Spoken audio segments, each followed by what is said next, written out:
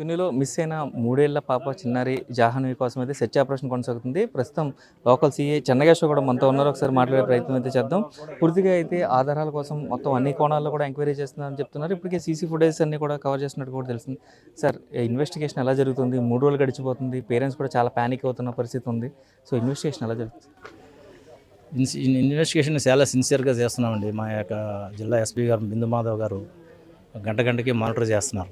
ఎందుకంటే ఇది చాలా ప్రెస్టీజ్ చిన్నపిల్ల కనుక మానిటర్ చేసి ఎప్పటికప్పుడు ఇన్స్ట్రక్షన్ ఇస్తున్నారు. ఇంచుమించుగా 10కి పైగా బృందాలు, టెక్నికల్ టీమ్స్తో కలిపి 12 బృందాలు గత 3 రోజులుగా మొత్తం ఈ టెరైన్ అంతా, అడవి ప్రాంతం అంతా సుమారుగా 500 ఎకరాలకు పైన అటవీ ప్రాంతం ఉంది, కొండ ప్రాంతం. అదేవిధంగా ఈ చుట్టుపక్కల ఇంకొక 500 ఎకరాలు ఈ యొక్క ఫీల్డ్స్ ఉన్నాయి, క్రాప్స్ ఇవన్నీ కూడాను. ఇవన్నీ కూడా మైన్యూట్గా ఇంచుమించుగా 10 బృందాలు, ఎస్డీఆర్ఎఫ్, క్యూఆర్టీ టీము, మా local police sub division staff అంతా కూడా ఇక్కడే ఉండి గత 3 రోజులుగా వెరిఫై చేసాం. అయితే ఎటువంటి ఆచూకీ దొరకలేదు. ఈ రోజు నుంచి టెక్నికల్గా ఎవిడెన్స్ల కోసం సీసీ ఫుటేజీ, తర్వాత కాల్ డీటెయిల్స్, డంప్ అనలైజేషను, ఇంకా ఆటోలో ఎవరైనా బయట 4 వీలర్స్ వాటిలో తీసుకెళ్తే ఒక యూనియన్ నాయకులతో మాట్లాడడం, ఇవన్నీ కూడా ఈ రోజు నుంచి మార్నింగ్ నుంచి చర్చ చేస్తున్నారు మా బృందాలు.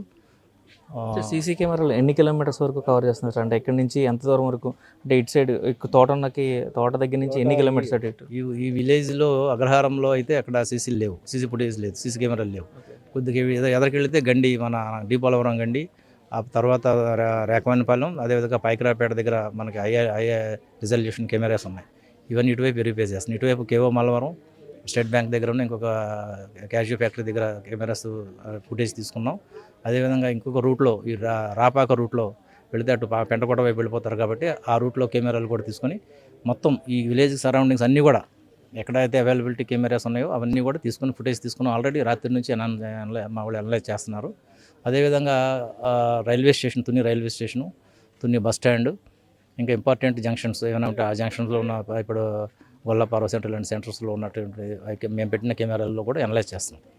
సార్, ఇప్పుడు పైకి ఏమన్నా ఫ్యామిలీ డిస్ట్రిబ్యూట్స్ ఏమైనా ఉన్నాయంటే, లవ్ మ్యారేజ్ కదా, అలా శత్రుత్వం కానీ, అబ్బాయికి ఎవరితో గొడవలు ఉండడం కానీ, ఇట్లాంటివి ఏమైనా ఉన్నాయి? లోకల్గా ఊళ్ళో ఎవరితో గొడవ ఉండడం అటువంటివి ఏమీ రికగ్నైజ్ అవ్వలేదండి. వెరిఫై చేసాం, వాళ్ళకి ఎవరితో గొడవ లేదు. ఇద్దరు లవ్ మ్యారేజ్ చేసుకున్నారు. కానీ అప్పటి నుంచి వాళ్ళ కాన్జుగల్ లైఫ్ ప్రశాంతంగా ఉంది. 5-6 సంవత్సరాలు పెట్టి ఇక్కడ సుమారుగా ఇక్కడే ఉంటున్నారు. అంతకుముందు కూడా ఈ కుర్రోడు గణేష్ వాళ్ళకి పేరెంట్స్ ఈ తోటలోనే పనిచేశారు 15 సంవత్సరాలు పెట్టి.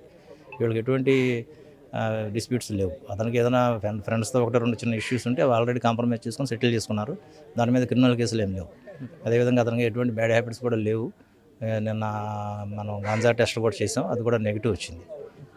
అతను ఆల్కహాలిక్ కూడా కాదు, ఎటువంటి ప్రాబ్లం లేదు. కానీ ఉన్న రెండు ఆపర్చునిటీ ఇవి ఏంటంటే అవకాశాలు, ఒకటే ఏదైనా యానిమల్ క్యాచ్ చేసి ఉండాలి, బోత్ అది డాగ్ని పిల్లని కూడా, లేదా ఎవరైనా ఆ రూట్లో వచ్చిన వాళ్ళు ఎవరైనా ఏదో పెంచుకునే ఉద్దేశంతో కానీ ఇంకా పిల్ల ఒంటరిగా ఉందని ఎవరైనా పట్టుకుపోయి ఉండాలి. ఈ 2 యాంగిల్స్లో ఇప్పుడు మేము ఒక యాంగిల్ రూల్ అవుట్ చేసుకున్నాం. యానిమల్స్ అయితే క్యాచ్ చేసినట్టుగా మనకి ఇక్కడ ఏమైనా వాళ్ళు ఏమైనా ఉంటే కళేబరాలైనా దొరకాలి కదా, అవేం లేదు, దొరకలేదు. మనకి క్లాత్స్, పాప బట్టలు కానీ ఏమీ దొరకలేదు. కాబట్టి అది జరిగి ఉండకపోవచ్చు.